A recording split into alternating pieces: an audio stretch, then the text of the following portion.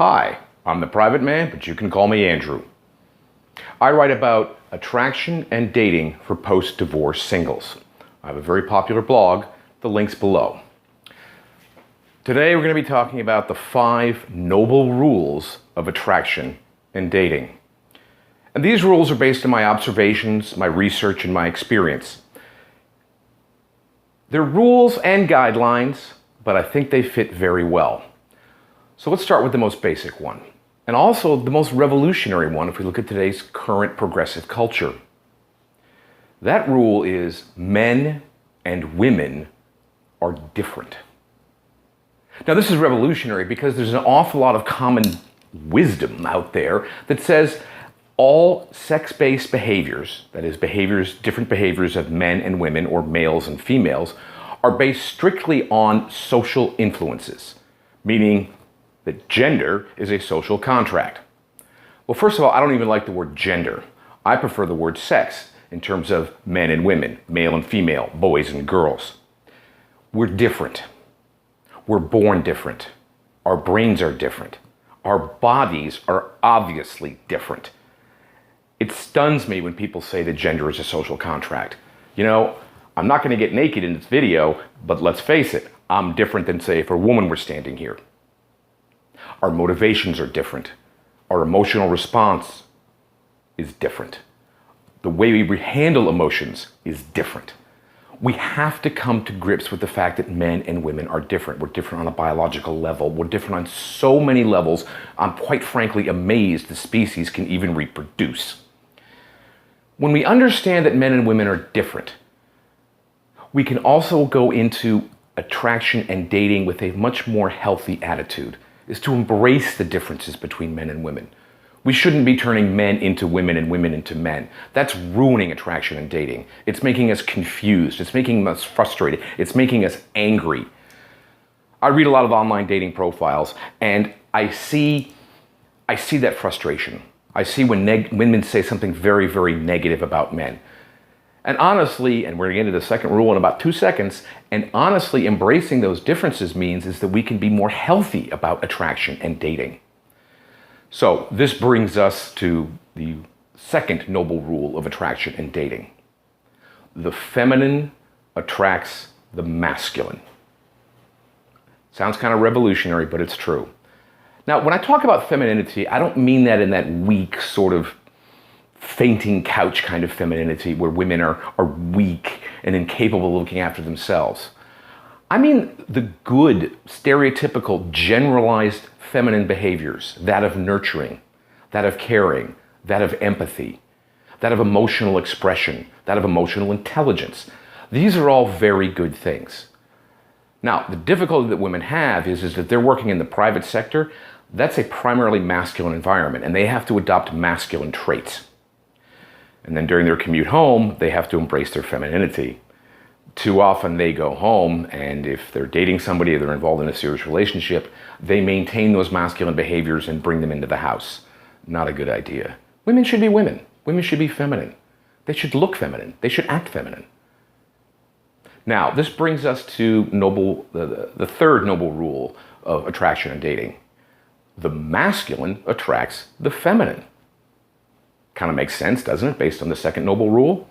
And what that means is masculine behaviors that are masculine in a generalized kind of way.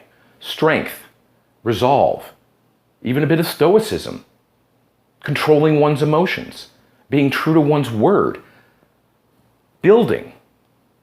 These are all masculine characteristics, and they should be embraced. They should be taught. They should be reinforced. Femininity is attracted to masculinity. And one of the things in the manosphere and in red pill blogs and websites and advice and in books is it encourages men to be masculine, to embrace their biological masculinity. And I mean positive masculinity. I don't mean violence. I don't mean destructiveness. Sure, those things happen with masculine behavior. There are good things about masculine behavior and there are bad things about masculine behavior. By the way, the same goes with feminine behavior too. Women can be very manipulative. They can be very underhanded. If you see 13, 14-year-old girls on the schoolyard, they are absolutely cruel and vicious to each other. That's a negative feminine behavior. So there are positive masculine behaviors. And femininity is attracted to that. Feminine women are attracted to those masculine behaviors, that masculine outlook, that masculine appearance. Men should be standing up straight. They should look masculine. They should be going to the gym so they can adopt a sort of a triangle shape where their shoulders are broader than their hips. By the way, that's pretty easy to do. You know, if a man is beginning to lose his hair, shave it all off. That is a masculine look these days. And it should be encouraged and embraced. So, those are the first three. Even just knowing those first three is a good thing. With those first three in mind, dating can be a much more positive experience and much less frustrating. By the way, actions over words, let's kind of ignore what people say. Let's watch what they do. That'll help these noble rules stick out even more. Okay, number 4. Women are the gatekeepers to sexuality. Now, again, this may sound obvious, but I don't think a lot of people understand this. Men and women alike. But fundamentally, it's a woman's prerogative, privilege even, to say yes or no to a sexual encounter. That's okay. Men should not expect sex. Men should be masculine and confident and charismatic to be more attractive to women so that they might be able to have a mutually fun sexual encounter. But it's the woman's job to say yes or no. That makes her the gatekeeper. So let's keep that in mind going forward. Now, the corollary to that is the last noble rule of attraction and dating, that men are the gatekeepers to commitment. Now, this one is rather controversial. So what I've done is I've thought about this over the last couple of years since my first blog post about this topic. The link is below.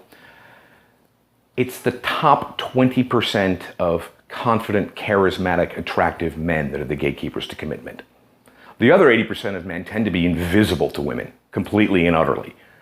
Those guys are in a different category. So let's talk about that top 20%. And I want all men to be higher up the sort of the sexual market value food chain. So that 20%, those are the men that women are attracted to. Those are the men from whom women want a commitment. Those are the men who have options. They could be dating several women at the same time. They could go from one to the other, and if the particular woman he's dating is not living up to his expectations, he can easily shift. He can easily drop one woman and move to the next. Or, like I said just now, he could have multiple women at the same time. And there's an old saying in the manosphere that a woman is willing to share an attractive, charismatic, confident man with other women than put up with somebody who is invisible, who's not confident, who's not competent, who lacks leadership. So those are the 5 rules.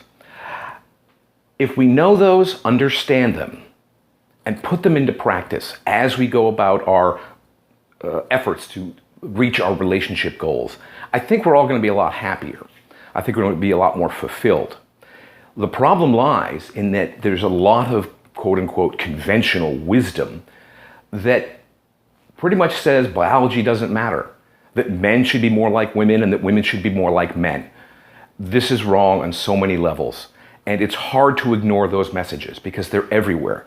The mainstream media, the internet, whether it's Gawker, BuzzFeed, Instagram, Tumblr, Twitter, there's all sorts of those messages coming out. That masculine behavior is somehow to be demonized.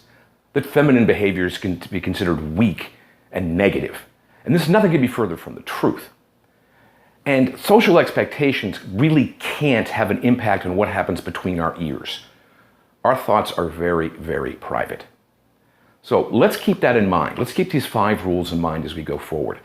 Again, I have a list of those on my blog. The link is below. So you can keep, so you can write them down, print them on a piece of paper, put them in your car, before you go on a date, review those 5 rules, or guidelines even, whatever call them. I'll be talking about more of these in future podcasts, video podcasts.